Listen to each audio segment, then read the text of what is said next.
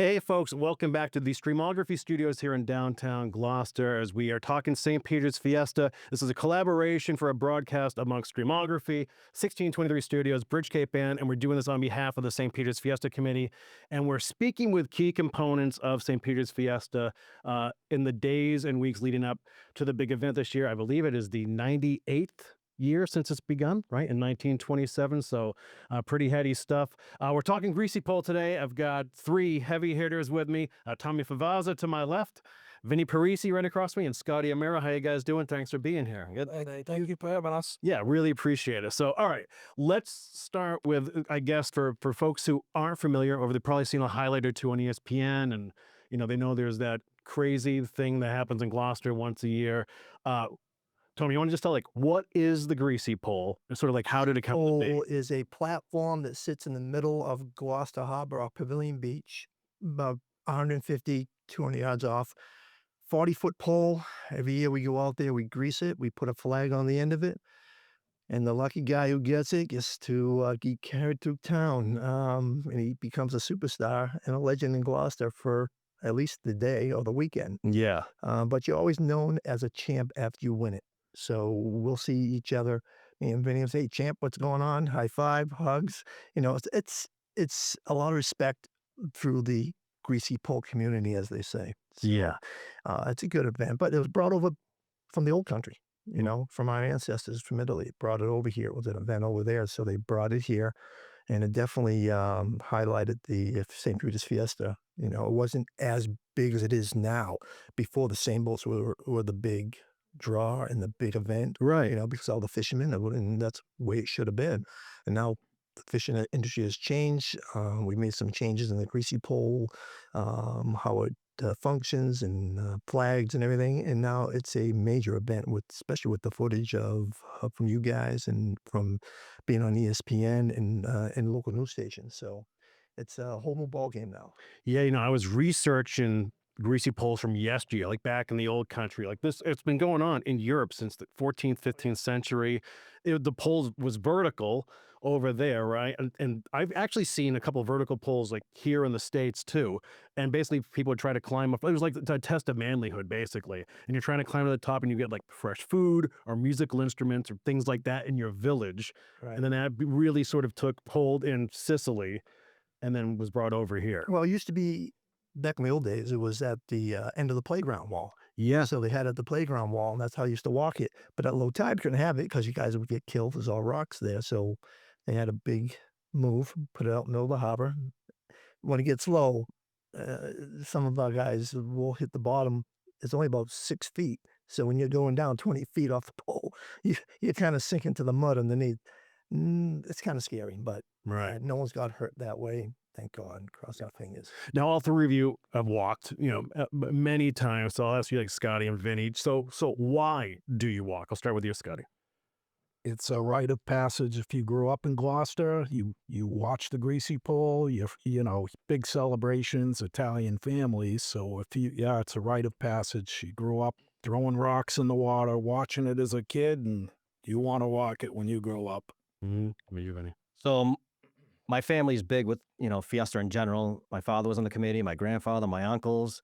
So, always down Fiesta. I mean, it used to be just Thursday to Sunday. Right now it's almost Tuesday, Wednesday, Thursday.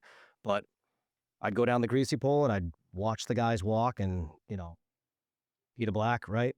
See him winning the pole over and over and over again. And then you get interested in it. And then next thing you know, I think I was 16 the first year I walked.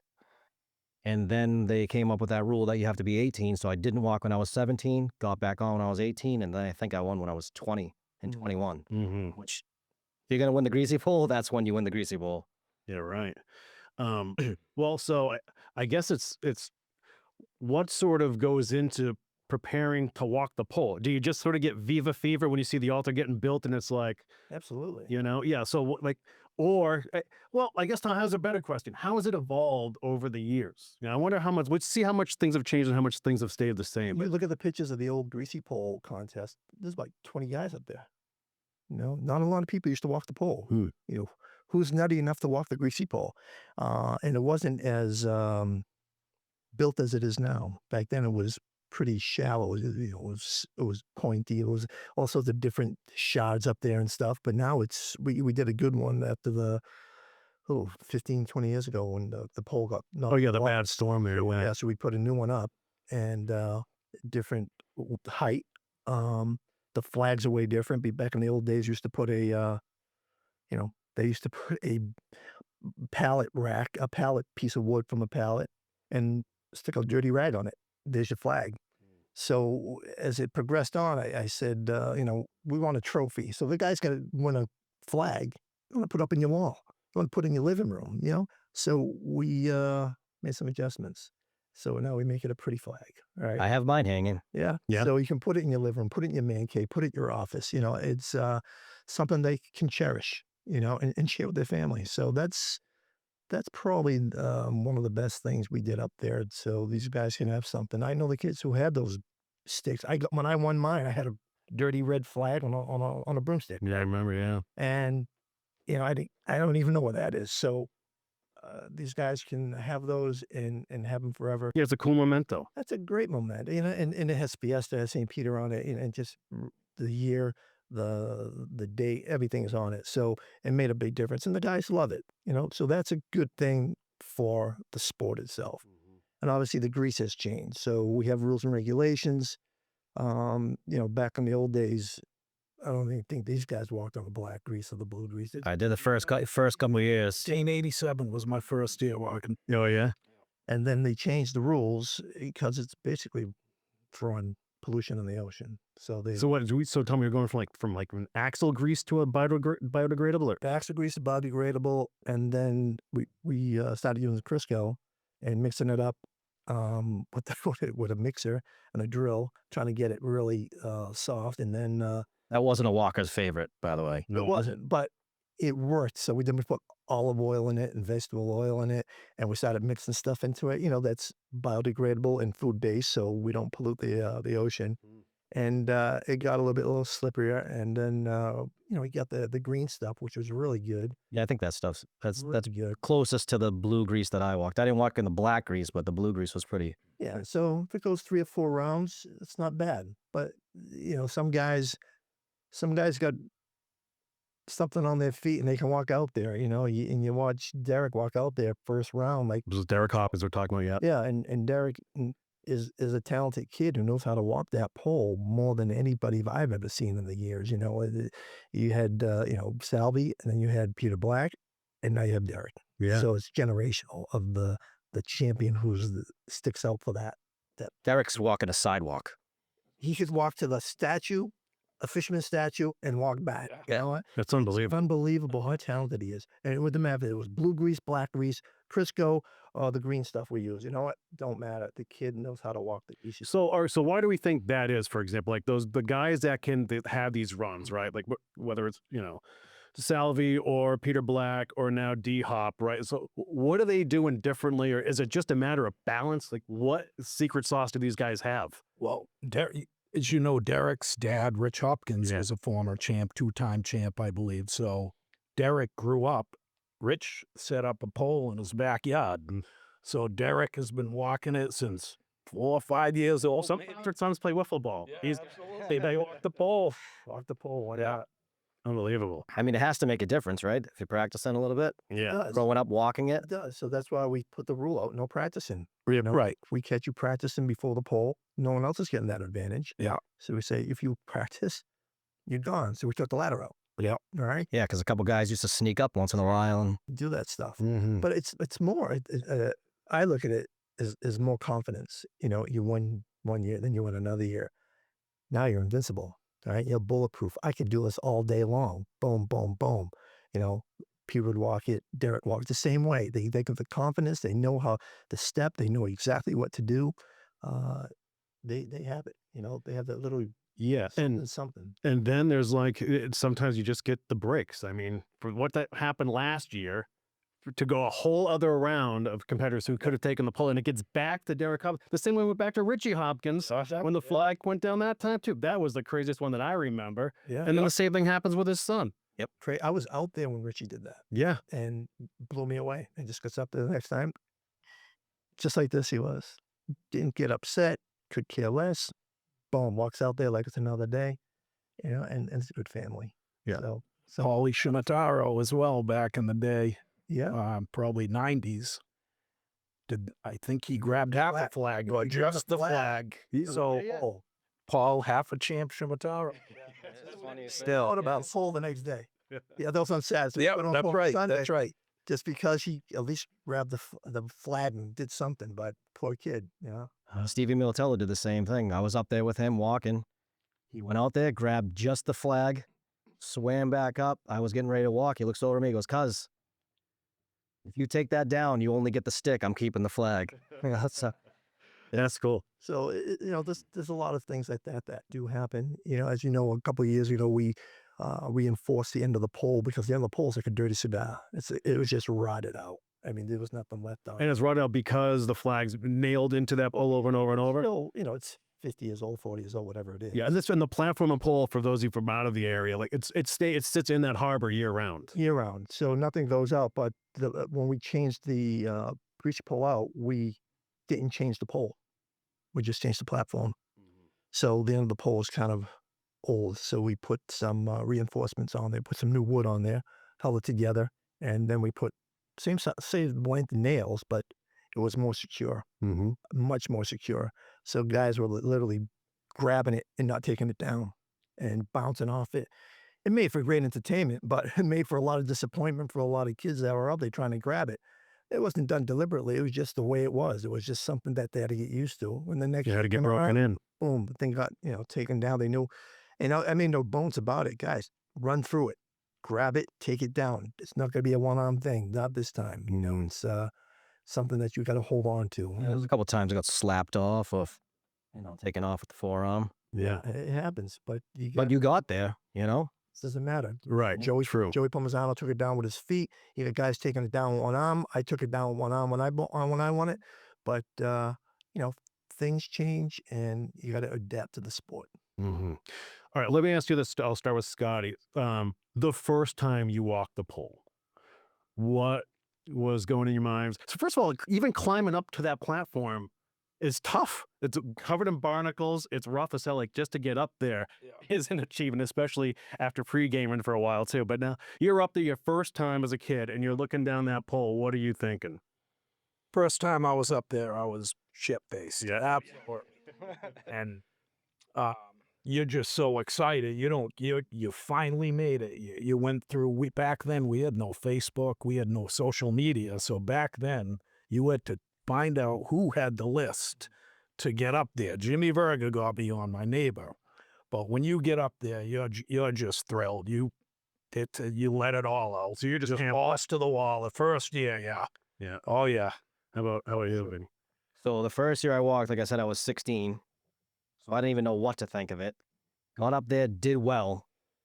That next year, like I said, I sat. The year I came back, those guys were ready for me. So they'd walk over literally with handles and just say, "Here you go." So I did my thing and I sucked. Yeah. My father knew exactly why I sucked because I got off and he goes, "You had too much to drink, huh?" I absolutely did. Huh? They gamed you. Oh yeah. I was back in the late 70s, 79, 80, and that was the old pole. So the barnacles at low tide, when you're in the water, you had to literally jump up 3 feet to try to grab the first rung of the ladder. Oh. And you pull yourself up. And you had to pull yourself up like the first rung to get your leg up there. And it's like climbing up a cheese grater. All right? All the barnacles, you get up to the top of the pole, you were just scraped up, bleeding, grease all over you. It's like, oh man, but you get back up every time. And can't wait. Let's go do it again and do it again and do it again. Yeah. And then I won in 85. There you go. And that was it. Now you're a legend. Yeah. Well, all right. So now let's get back to preparing for the walk, right? So the costumes are a huge part of the event too. And people love seeing whenever it's the pontoon or whatever boat is bringing out all the walkers out there. You can hear everyone on Pavilion Beach on the Boulevard get in the playground down the fort amped up when the walkers make their way to the pole. So how much thought did you guys put into your costumes, and what have you dressed up as over the years? We'll start with you again, Scotty. I'd say back in 87, my first year, it was more dressing up as a girl. As you know, Tom, back in the day, everybody just dressed up as a girl and went out there. So wasn't so much costumes back then. They kind of came into it a few years after that. But I've been a Hooters girl, Batman, Spider-Man, yeah, you name it. Yeah. I don't even know where to start. So costumes is a big thing for me. My cousin Sandy and I would do something custom or something new every year. One year I made a whole sausage cart. I dressed up as Amby Orlando. Literally wheeled it right down the street. Another year was during that whole high school thing, and Sandy and I were 7 News. Happy Gilmore, Anthony Saputo. I had a 4-wheeler and I made a Seaside glass van. I go on and on. I remember all these things. Let me tell you, it was yesterday. The Fiesta committee a couple of years ago, Nick Avalis, That was wonderful. Stu McGilvery, a bunch of us dressed up as Peter Cadavo as committee members, and we walked the whole parade and we collected donations and we gave it back to the committee. It was wonderful. For us, we would get up that morning, like Christmas morning, me and all my buddies, all of them buddies, go to Bananas on Main Street, Yep. and Rich would have a bunch of stuff just for the Greasy Pole guys. And didn't matter, you have no idea, oh, we're going to put this on, or match this, stupid hat, crazy jacket, leather pants, whatever it was. And he would just give us discounts on everything. And by the time we left, they were already 3 sheets to the wind, and he would have beer in there for us, and then we'd just start celebrating, St. Peter's Fiesta right from there. By 10 o'clock in the morning, we were well done. Yeah, so people ask that a lot, especially out-of-town viewers are asking, like, because we mentioned the pre-gaming, right? So when exactly does the day start for you guys, the day you're walking? Back when I first started, Yeah. early. Yeah. Towards the end, later on 1 or 2 beers later, and that's about it. But yeah, back in the day, like Tommy said, 10 a.m., you're ready to go, and it makes for a long day. Long day. So what are you're meeting up with friends first, or like how? Oh, you may go out to breakfast with your friends, and after that, before noon, you're cracking your first beer, and you just party to house party. Pete Frontero always hosted a party. Yeah. It morphed into a whole thing, of the party situation. But now, as I see it, it's not like it used to be. A lot of some guys do have a few drinks before they get out there, and a lot of them are very serious and they want to win. It's a great point, because that's, and honestly, like, that's what I think too. Is like a lot of the younger guys, like, it's a serious thing. There's a lot more eyeballs on it now. That beach is crazy. Do you guys even notice the crowd when they're out there, or are you sort of too locked into what's going on? You notice it. You do notice it. I mean, Crowd. Yeah. the beach is packed. But when you're looking, when it's your turn, you're just looking straight. But when you're in between your walks, you're scanning the crowd, you're scanning the boats, and you're seeing who's out. You're amazed at how many off the beach. You really are. And then if you get out there and you hear the crowd roar, it's like being at a stadium, right? And you can hear. Wow, that was pretty cool. I don't even remember like my winning walks. You just go, you get it, you're in the water, and then you come up and the foghorns are going and the people are going nuts. It's unbelievable. It's a crazy feeling. I don't really. It really is unbelievable, especially when you're that young, and it's awesome. And all your friends are ready to go. Where are we going? Where are we partying tonight? Yeah. It's awesome. It really is. And another cool backdrop, like visually from the beach, it's the flotilla behind you guys too. What's that relationship like with just you? Because it's all friends and family or whomever partying out on those boats, and like you can even have conversations with everyone out there. They're used to, but now they get them. Lift that a little bit further now because it was for safety. But back in the old days, they were on top of us, literally, and they would throw beers on To top- you, yeah. and we were saying, don't. And some of the people who don't listen would say, "Here, throw me beers," and they're throwing beers. We're not worried. And then, when Bobby's Dominic Francis gets a beer right in the head, splits his head open, foam right before the contest. So then you have to grab you. Don't tell them to throw beers, please. And then they pushed everyone back a little bit more, so we have more room, so we don't get hit by boats. It had some treacherous things out there, Oh yeah. It's one of them. There's more rules now, but some of them are needed. Some of them need it, Don't walk after the flag is grabbed is the best rule ever. Yeah. There's been So- a couple pretty bad neck injuries over the past 5 years. There was a few bad ones. I remember seeing Scotty, and you get a guy like this on your team to have an authority figure up on the pole. And after the kid won, he sat down right on the pole. No one's walking the pole. And they were like, "Look, take a hike, drive off on the side, because you don't want that to happen again." And it really hurt some kids like 2 or 3 times. Yes. Yeah. Next. Yeah. So okay, so not to get too deep into that. So what's happened? Someone grabs the flag and goes, and now what? And people are just unsupervised, or too many guys are jumping off, or Because when you're being announced, there's a pause, and everybody waits for the guy to clear out of the way before the next guy goes. Now at the end, someone grabs a flag, everybody just wants to go one after the other. right? Some kid could be close to the end and fall in, and instead of getting out of the way, he's there, and the other kids are going. I hit low tide. I did it once before, and I smacked Paul Shimataro's head at low tide and popped up and gushing. The Coast Guard pulled right up on me. I ended up swimming in, but 12 stitches because of that. But You're basically rushing to get in the water, but at the same time, you're like, ooh, I can get one more one quick last shot. right? Just see what I can do. Yeah. And then you just head out and someone's under you. Forget about it. Very dangerous. So the 3 basic rules: watch the guy in front of you. Don't walk the pole after the guy grabs the flag. Don't grab the flag on the first round. Yeah. And have fun. All right. That's the things we really base it on right there. Make sure we want to make sure everyone's safe up there and everyone's going to have a good time. It's a great experience to be up there. So enjoy it. You have a drink or two, fine. Don't go up there completely blasted, because you're not going to remember, number one. And if I see you can't walk a sidewalk, you ain't going up on the pole. I'll make sure that happens. So, we have to enforce the rules, and we want everyone to have fun up there. These guys are up there watching out for these guys. They're literally on the pole supervising, and I'm on the beach doing what I can do. Right. And the last thing you want is someone getting hurt for stupid reasons. Yeah. Now we should say too, it's a collaborative effort for the safety part. We're with the harbor master, the Coast Guard, the police boats out there, the Fiesta obviously too. There's lifeguards that are literally hovering around the pole in the water there to help out as well too. We haven't seen anything. If there hasn't been anything really too serious lately, right? That we've. Kyle Barry got hurt last year, right? Albert got hurt. There's a brought him to the hospital. Hmm. A couple of years ago, one kid, he went down, he cracked his ribs, banged his head, almost bit his tongue off, Wow. fell over, hit the water, dead low tide. He was out cold. and Maddie, right? Militello. That's that one. That's one that I heard. Someone grabbed it. Just see, those are the things that can be avoided. All right. When you slip and fall, that's one thing. But when someone falls on top of you, they're very disappointed because they didn't listen. All right. And when I see that, you are done. You're barred for life. Right. And that's known. So people know that.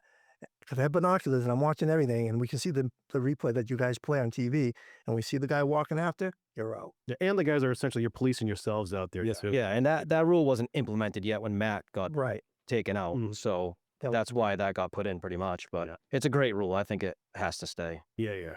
Well, let's talk about like the elements, right? We've talked about low tide versus high tide. So just explain to viewers and listeners out there the difference between walking when it's dead low or when it's dead high, and what that difference is. Well, you're afraid of heights, right? So that makes a big difference if it's low tide. What kind of drop we talking, Vinny? Low tide's what? Maybe 7, 8 feet? 8 foot. I mean, sorry, high tide, High tide, 7, 8 feet. Yeah. Yeah. And then Nice. low tide's 15, 15, 18. 20 feet. Yeah. Depends It's a on the big tide. difference in your vision. A lot of people are shaking up there when it's low tide. Yeah. You look at the tide chart a year ahead. You're saying, "Oh, next year's high tide." You want high tide. Yeah. The only bad thing about high tide is the long swim back. That's a great point too. I'll take a long swim in than a 20-foot fall. Yeah. Oh yeah. Any day. It's the water hurts a lot more sometimes than the pole, especially if you're free falling. You hit your rib, you go on your back, you go on your chest. Yeah, it's a bad day. Well, bad news for the walkers this year. Believe it is low tide, right? It's been really high tide. I think it's a lower tide this year. It's been really high the last 2 It has been. It's It been- has been. Yeah, that was exactly the problem too, right? That's Yeah. nobody can find a spot on the beach because it's high tide every year. Yeah, it's terrible. So we're trying to do now is we're trying to get a big screen on the altar. So if people in wheelchairs or with strollers or whatever, they can stay at Fiesta and watch That'd be cool. the like that. broadcast there. And especially when there's no beach. Because honestly, folks, like, it's packed. We keep talking about Pavilion Beach, but it's the boulevard, the 4 playground. It's loaded down there. This is probably the most we've ever seen. The most ever was the year after COVID. I've never seen so many people there. I think people were so happy, Tommy, just to do that community thing and see everybody. Like, it was a giant reunion. And it kind of brought things kind of like back to basics for a lot of people too. It was wonderful. That was a great time to be part of the Fiesta. Yeah. And as a committee guy, we saw everything come back to life, and that was wonderful for the whole community, for all these guys who've been walking for years, for everybody in town. It was just a good time, because the year before just really was terrible. Yeah. Well, so here's the question. So you guys have won the poll. So I guess what the feeling that you got as soon as, so is there a moment like then, like when you're getting close to like that, it's yours, or you don't believe it until you actually snatch it? I don't believe it until I get there. Even last year, I had a pretty good walk. I didn't even realize I was that close until I actually dove for it. And then I got in the water, and because I dove, I was a little bit past it. And I looked at Stu and I was like, was I that close? He used one more step. I'm like, would have ended the streak. Right? Yeah. Yeah. And then it brings me back to the top of the list. That's the whole thing too. That's why I want to win so bad now for my kids. And then, getting to the top of the list. Now you don't have all those heavyweights in front of you. So They're all good walkers. all good walkers. I mean, I think, what is there, 14 or 15 champs up there on Sunday right now? Yeah. All good walkers. Yeah. All. And they're all determined. No question about it. And they're young. So they got a lot of enthusiasm. Every one of those guys wants to win. Yeah. I mean, everybody who walks wants to win. It's a little bit different with the champs. They're there for one thing, and it's to win. Yeah, they tasted it, and they're all focused, like getting ready for a boxing match. Yeah. They're laser focused, which is great. You know what? They're not drunk. They're not impaired. They're ready to go. It's what made last year so bananas to me, was that all those heavy hitters had the chance. Yeah. It went all the way through back to D-Hop again, which is crazy. They all had a chance, and they blew it. So tell me, when you grab the flag, right? So when do you know it's yours to latch onto, and what's that like when you literally? It's like a blur though, because I dove for it, I grabbed it, didn't realize it till I came up out of the water, and it was in my hand. That's how I feel. Yeah, I'm actually grabbing it. Yeah, I don't remember grabbing it. I just remember being in the water, coming up, and you hear the horns when you're underwater. Everyone's tooting the horns, right? You're like, something happened, right? And then you go up there, and you're like, oh, there it is. Well, it happens so fast. What's it take? 3 seconds to maybe walk it? Yeah. If you think about it, right? You get there and boom. Done. I mean, I've been out there a couple times where I thought I had it, and I get in the water and I don't have it in my hand, right? You touch it or whatever. But it's hard to explain the feeling. Yeah. It really is.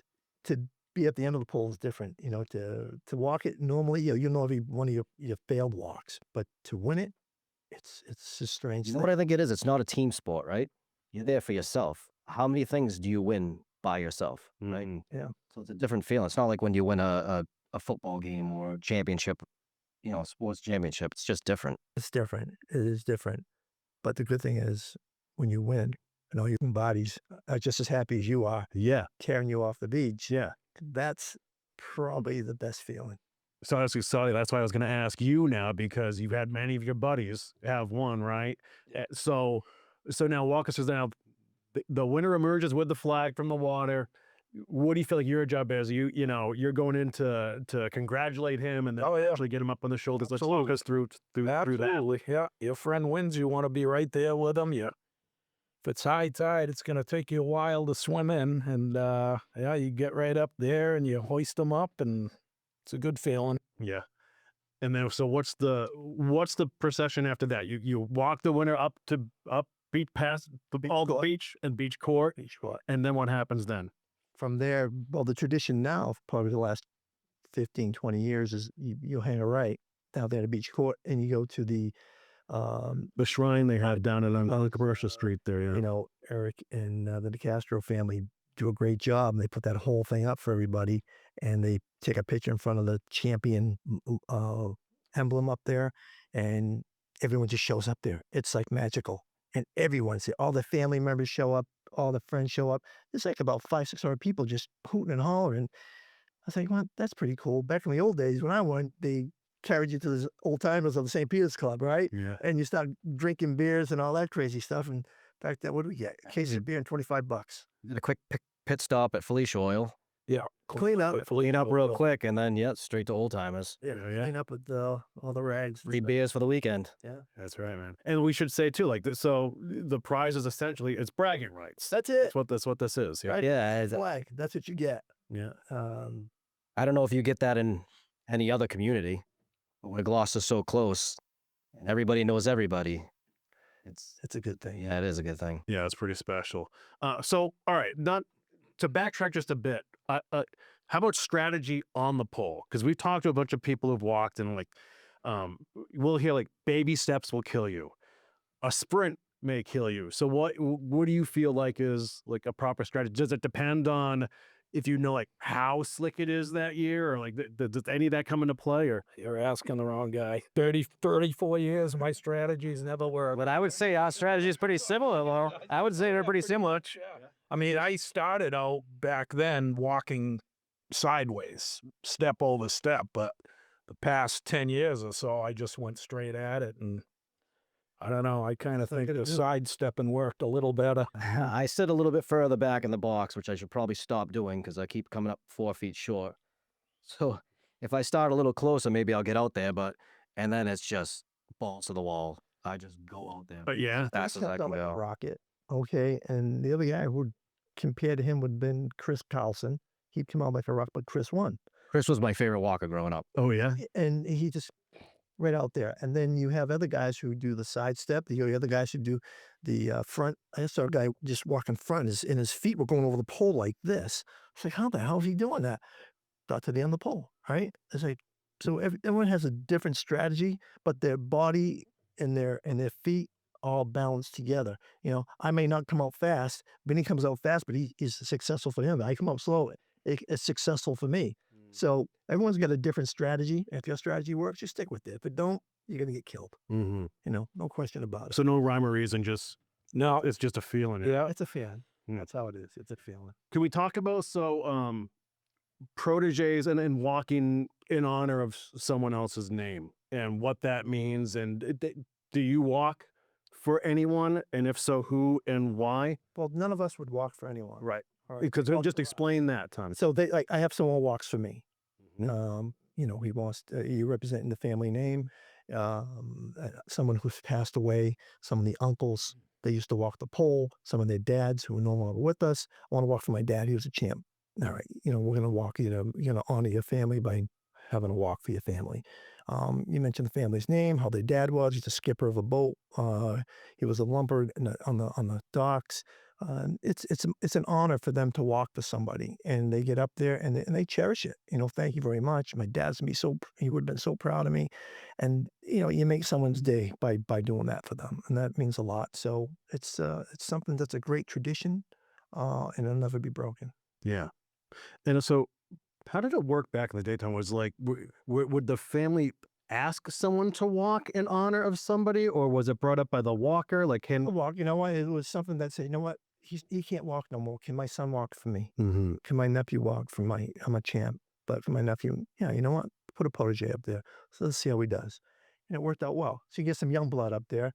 I don't think some of these young guys, the proteges have really. I'm a little Yeah, indifferent with it. I don't mind the proteges that walk for a family member. When it gets way outside the box, that's when someone says, "Hey, I'm walking for this person." Yeah, sure, you can walk for me.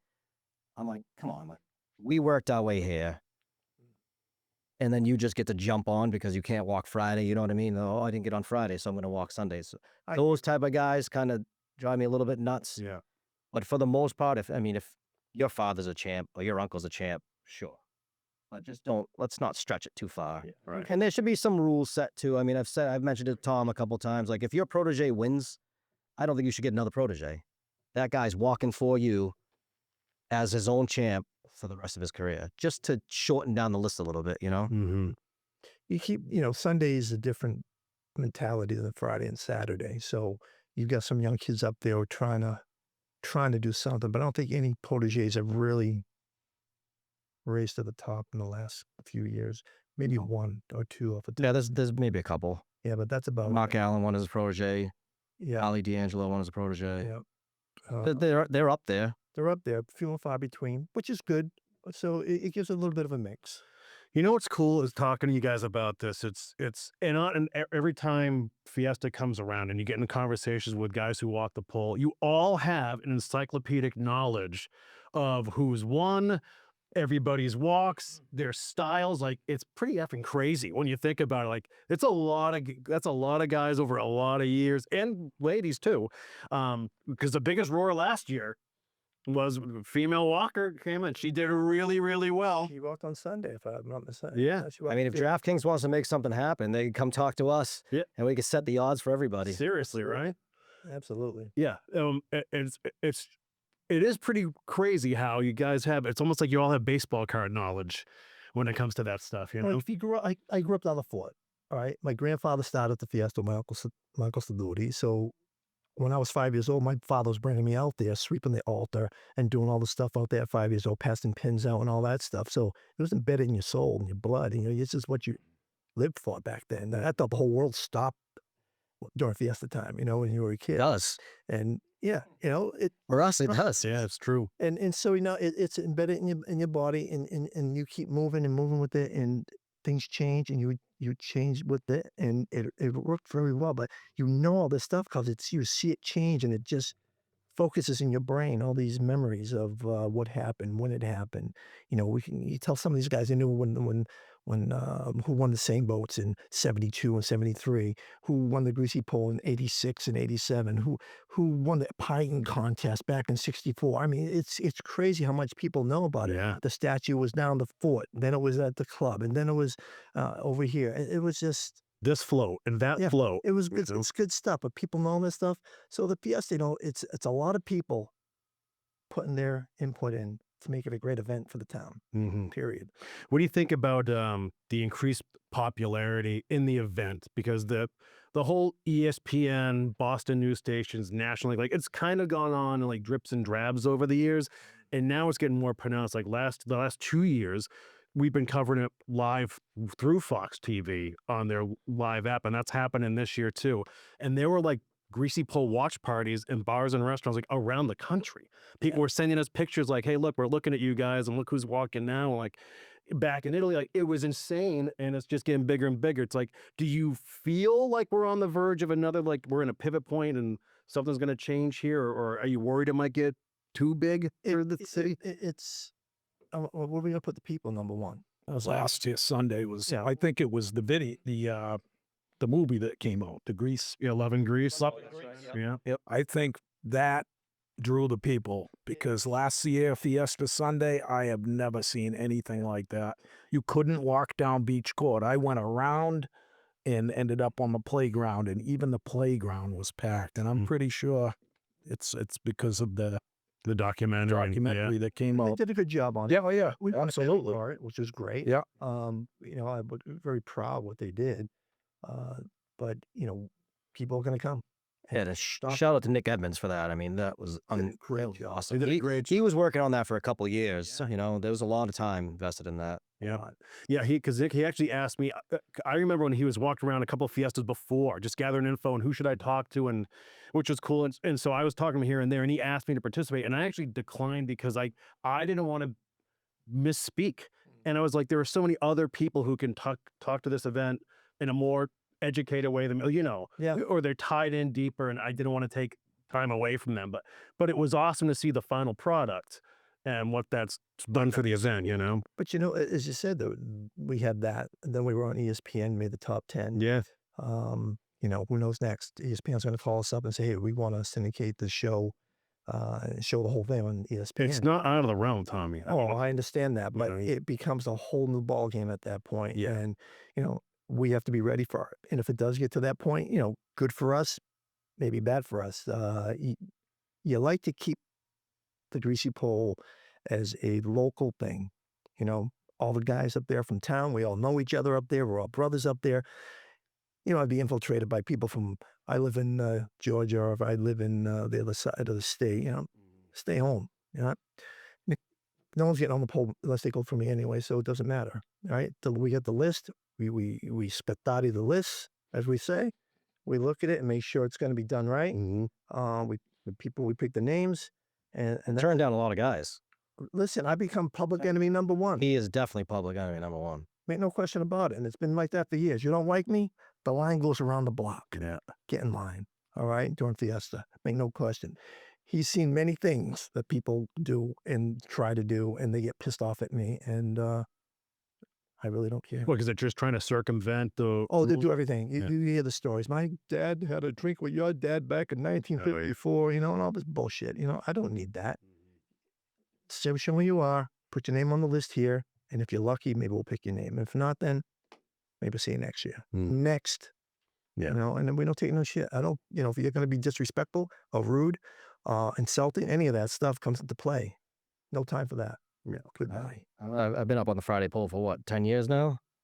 So even I get the question, hey, can I walk? Can I walk? Like, so many people asking me. And then once in a while, I'll go to Tommy and say, hey, listen, it's my brother or whatever, And he says, that's fine, but let's not get out of control. So You know how to deal with it. Well, it's not easy. There's only so many spots. I mean, We have 80 kids show up last year. 80 kids for Wow. Friday alone. That was just Friday. wow. Saturday we had 60, and then Sunday we had like 50. So you get the axe out, chop, chop, chop. Yeah. and then if you mistakenly put the list up in the window and some guy's not on there, it's like the end of the Out world. of the world. Instead of just making a phone call saying, hey, you guys, my name's not on there, Mhm. Sorry to make them upset. I had one kid come up to me violently. This is years ago. And my name's on the list. I said, well, you didn't make it. What do you want me to tell you? Did you see your name on the list? He goes, no. I said, that means you didn't make it. I want my $20 back, or there's going to be hell to pay. So I reached in my pocket, pulled out $20. I stuck it right here like this. There's your $20. Take a hike. And that was it. How he was so pissed off. But that's the way it is. We have rules. You can't have 80 guys on the pole. The Coast Guard's not going to allow it. There's rules up there for we're in the Marine district, okay? So they're going to tell us what we can and cannot do. So we have a certain amount of people you can put up there, and that's it. Yeah. How does this work now? It's like the platform, like that's owned by the Fiesta Yeah. committee, right? Yeah. Okay. And though it is in public waters and all that too. It's just a cooperation we have. Exactly. There you go. The city and everybody else. So it's something that we don't want to abuse. Right. You know what I mean? All of a sudden, someone gets really hurt on the pole, not walking or not having to do with that, then there's going to be, a problem. Sure. So we have to watch out for all that stuff. So let me ask you this, Scotty. It's like for folks on the outside looking in, what does Fiesta and the Greasy Pole too, but really what does Fiesta mean to the city? And to you, obviously, but Fiesta is family, community. It's like Christmas. It really is. I mean, bigger than Christmas, maybe, Yeah. And it's just like my family, Lucido's Barbershop, my Uncle Joe Lucido, Fiesta Sunday. We're there 9 in the morning, setting up for the cookout out back. The parade goes by. I jump in the parade and sing Hey Lombardi with the Italian band every year. And it's just family. You get to see people you haven't seen in years, and people you went to school with come back in Gloucester, and it's a great time of year. Really is. It is almost like Christmas time where like there's just a extended period where like everyone's just seems nicer to one another. Oh, yeah. Happy to see each other. Like it's that big happy reunion thing too. Yeah, absolutely. And like, and Gloucester has become this like true destination area too. It's definitely a destination area now. Yeah. It's when we all grew up as kids, it wasn't like this. I grew working on your grandfather's dock. It's now that's prized property. You know what I mean? That's all changed. It's not like it used to be. Yeah. The St. Peter's Club is not what it used to be. There used to be 400 fishermen as members. Now, it's not as much. Everyone would be in there. It would be great. Even doing like a Friday fish fry or something. Those are great times. But, we were lucky to grow up in Gloucester at the generation that we did. Kids will never experience that. That's the only sad thing I think about. But, this is our job here is to keep our tradition going. I got a few more years left. People take over. Vinny takes over. He takes over. new blood comes in, and they make decisions, and they make choices, and they make rules and regulations. And you move on. Now we're not too far away from the 100th Yeah, Fiesta, working right? on The it. 100th anniversary. So are there big plans in place, or We're just focusing on this right now because this is the game plan. If you got to focus on one at a time, obviously we know the hundred's coming, and it's going to be a big one. So we have to be prepared for it. So we're getting sponsorship, as you know. We're try to get other sponsors that are coming in that would help us out because it's not cheap to run the Fiesta. All right, we have to pay for cops and sanitation and water and electricity and everything else that comes with it. All right, it's a big number. So if we can get help with running that event and with the corporate sponsors, ain't good for us. We'll survive. For not, there's gonna be no more Fiesta. yeah, That's it. It's all of a sudden we're having a bad year. We're surprised we made it out of COVID. right, That was a hit. yeah. know? Well, I guess lastly, I'll go around the table too, and Vinny, I'll start with you. So what does walking the pole, being a part of Fiesta, where it's truly the pole's like it's a spectacle, it's a signature event for outsiders looking in, especially. I mean, for the locals, it's always sort of been about the religious aspect of the parade, the family, the cookouts, the novena, like the multi-day event that it is. But when you can concentrate it down to just the pole, like what does that mean to you to participate in it? So I guess the best way to explain it is when I was younger, I was just walking it for myself, right? I just wanted to go out there, have a good time, win. I mean, I'm with all my friends. There's really nothing better. Now I'm there. I know my kids are on the beach watching, my wife's on the beach watching, my parents, my brother, my sisters, all my relatives, friends, and you hear it. When they announce your name, you can hear everybody on the beach screaming your name. And, I'm just focused on going out there, taking that thing down, and hopefully coming home with a flag in my hand. That's my only goal when I'm out there. I'm not there to watch anybody else win. I'm really not. If one of my friends win, I'll be very happy for them, but I'm there to win much for myself. Absolutely. How about you, Scotty? I agree with Vinny 100%. When you're first starting out, it's all for you. As you get older, you start losing family members, you start losing friends. So now you want to do it for other people. You want to do it. I'm going to say, just lost a lifelong friend, 50 plus years, Chris Brown, Spider Man. Brownie, oh yeah. He was known as Spider Man on the pole. He was a fan favorite. And I'm almost tempted to give it one more shot out there. And in his honor, whether I walk 5 steps or not, just don his Spider Man outfit and get up there and pray I don't break my neck. But it is. You want to do it. When you get older, you want to do it for somebody in your family. This is for them. So you kind of lose when you're younger. You say it's all for you. You're selfish. You want to win. But yeah, Yeah, well, it changes as you get older, I believe. We can make that happen, as you know. Oh, yeah. So it's and when you see guys like Brownie passing away and he wants to walk for Brownie, it's wonderful. It's you do it for everybody else. For me, the Greasy Pole is one of the greatest sporting events in this country. That's been a hidden gem for all these years. Now the genie's out of the bottle and everyone knows what it is. So my job is to keep it a great event, keep it an organized event, and make sure that these guys have fun and they're safe. That's it for me now. I'm doing it for everybody else. Period. bit of advice for first-time walkers, if you have. Take it easy on the sauce. Yeah, yeah. And I mean, really, just go have fun. Just get with the group of guys. Like I said, I do the Friday poll now. I love those guys. They have such a good time. They're all great guys. They're very close. They'll go out for breakfast. Then they'll all meet at a guy's house. I'm probably 10, 11 a.m. I'll show up at 1, do my little thing. I say my own little thing. They go nuts. And we actually have a new little tradition now where we go down to the fisherman statue. We'll do a couple chants there, and then we work our way right down to St. Peter's Club. Mm-hmm. And then Tommy says, make sure you're out there this time. How are you, Scotty? Any advice? I agree once again with Vinny. Go easy on the sauce. If you're, like Tommy said earlier, if you can't walk the sidewalk, you shouldn't be up on a pole that's covered with grease. Yeah. That's about it. Have fun. Have fun. Yeah. Have fun. Just enjoy the experience. It's a great experience. If you walk it once, if you walk it 100 times, right? You should be up there saying, I walked the Greasy Pole in Gloucester, Mass. That one time I got halfway out and I enjoyed myself, Mm-hmm. and that's all I need to say. I'm good with that. The experience is great. You got all your buddies up there. You got your family on the beach. Everyone wants to see you.